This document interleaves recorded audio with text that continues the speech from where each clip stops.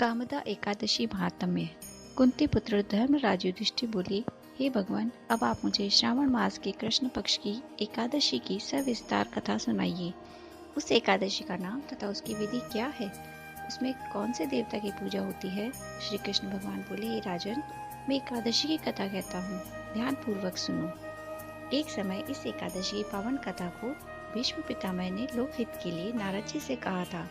एक समय नारद जी ने पूछा कि पितामह, आज मेरी श्रावण माह के कृष्ण पक्ष की एकादशी की कथा सुनने की इच्छा है, अतः आप एकादशी की व्रत कथा विधि पूर्वक सुनाइए। श्री भीष्म पितामह नारद जी के वचनों को सुनकर बोले, हे नारद जी, आपने मुझसे अत्यंत सुंदर प्रश्न किया है, अब आप ध्यान लगाकर सुनिए। श्रावण माह के कृष्ण पक्ष की एकादशी का नाम कामदा है। इस एकादशी की कथा के सुनने मात्र से ही वाजपेयी यज्ञ का फल मिलता है। कामदा एकादशी के व्रत में शंख, चक्र, गदाधारी विष्णु भगवान की पूजा की जाती है। जो मनुष्य इस एकादशी को धूप, दीप, नैवेद्य आदि से भगवान विष्णु की पूजा करते हैं, उन्हें गंगा स्नान के फल से भी बड़ा फल मिलता है। यही फल सूर्य, चंद्र ग्रहण, केदार और कुरुक्षेत्र में स्नान करने से मिलता है।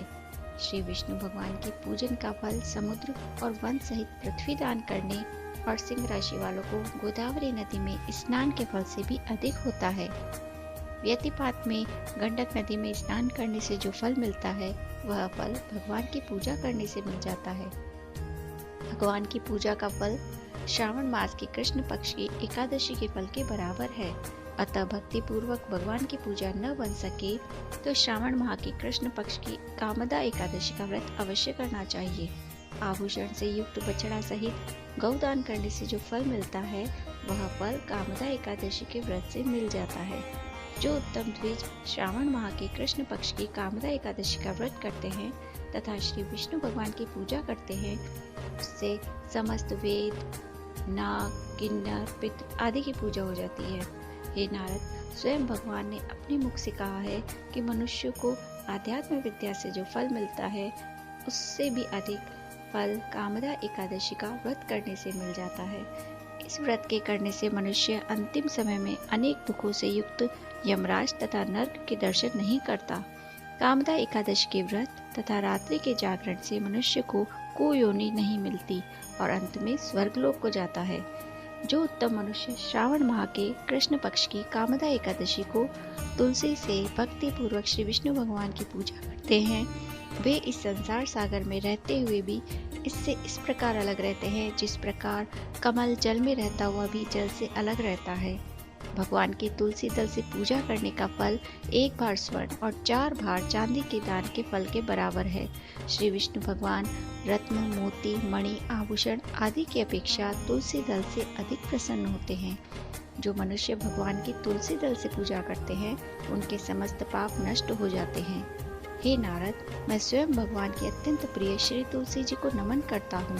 तुलसी जी के दर्शन मात्र से मनुष्य के समस्त पाप नष्ट हो जाते हैं और शरीर के स्पर्श मात्र से मनुष्य पवित्र हो जाता है। तुलसी जी को जल से स्नान कराने से मनुष्य की समस्त यम यातनाएं नष्ट हो जाती है।